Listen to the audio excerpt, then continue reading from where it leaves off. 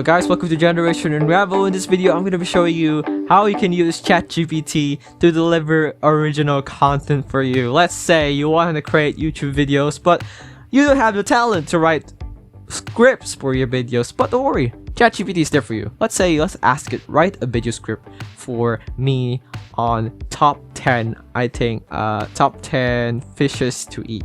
Let's say I'm getting hungry.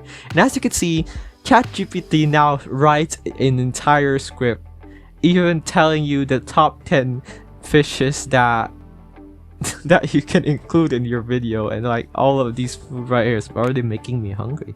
Yeah, and also the dialogues that the host should say, as well as like the transitions that you should include in your video. Although doesn't mean you have to put all of it. It's just like some sort of advice if I was to make it.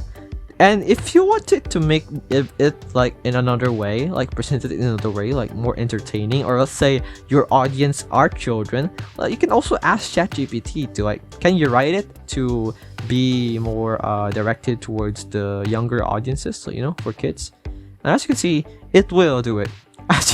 It's already making it look friendly and cartoony. You can already read it.